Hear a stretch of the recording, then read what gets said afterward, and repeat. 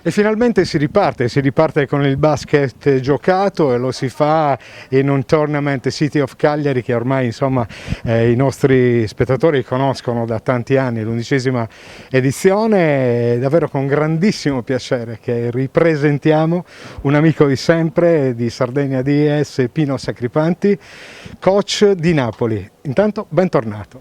Beh, grazie, è sempre un piacere venire in Sardegna, lo sai benissimo, anche le vacanze si passano sempre qui perché è una terra meravigliosa, abbiamo cambiato location, ma insomma credo che anche Cagliari è molto bella, quindi ritorniamo a fare la prima partita, diciamo, di Serie A1 qui in Sardegna contro una grandissima squadra contro il Baskonia, quindi niente di più da chiedere.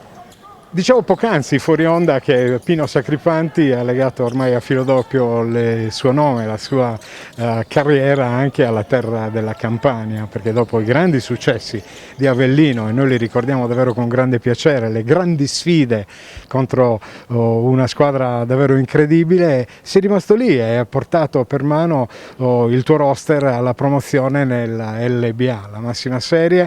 Con che spirito ti approcci a questa stagione? Conoscendoti sappiamo battagliero.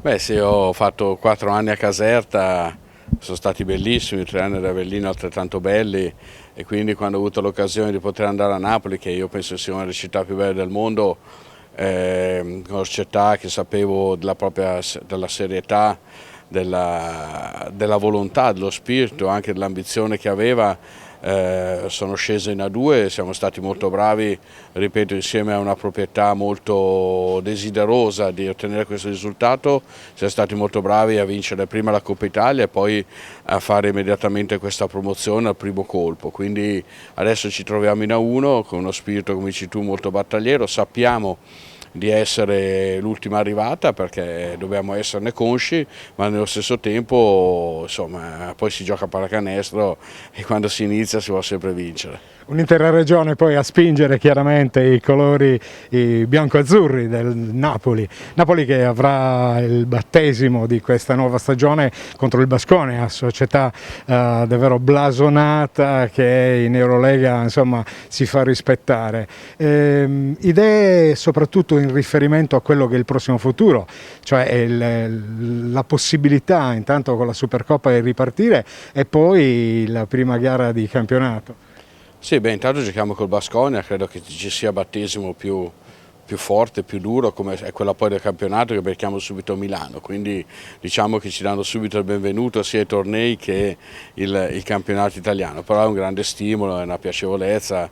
Parlavo prima con Dusko Ivanovic, voglio dire che è un'istituzione per tutti noi allenatori, ho rivisto volentieri Simone Fontecchio che ha fatto tantissimo, loro sono una squadra costruita per arrivare veramente fino in fondo anche in Eurolega e quindi noi subito testiamo quello che abbiamo fatto fino adesso e poi in campionato è chiaro che il nostro obiettivo è quello di consolidarci per rimanere in Serie A1, però insomma mi sembra che ci sia un grandissimo equilibrio da parte di tutti, vedremo se saremo bravi proprio a stare compatti, a cercare di fare una bella pallacanestro per poter dire anche la nostra. Ultimissima cosa, fai parte ormai della compagine delle formazioni della terza del sud Italia, praticamente insieme a Brindisi e a Sassari, e diciamo che Napoli dovrà davvero combattere contro tutto il resto d'Italia, dal punto di vista naturalmente sportivo. Pino?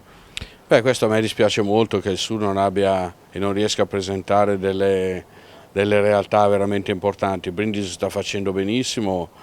Veramente ha fatto le ultime 2 stagioni in maniera esemplare.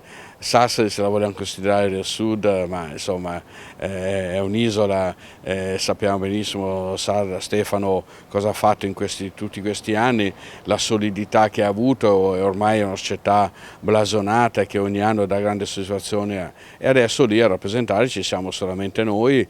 E spiace perché penso che sia tutto un territorio italiano in cui ci sono tanti prospetti fisici di giovani che dovrebbero avere delle realtà in cui poter crescere e magari vedere un obiettivo come quello della Serie A. Noi cerchiamo di essere appunto la luce per questa gente, per questi tifosi, per vedere che si può far bene. La mia proprietà è una proprietà formata da 3 imprenditori molto importanti che hanno avuto la forza e la volontà di mettersi insieme. Il pubblico di Napoli ci ha fatto sentire il calore anche nel momento in cui il coronavirus ha avuto la meglio, quindi insomma io credo che ci sia veramente voglia di sud, voglia di basket, voglia di nuovi posti dove si possa fare pallacanestro.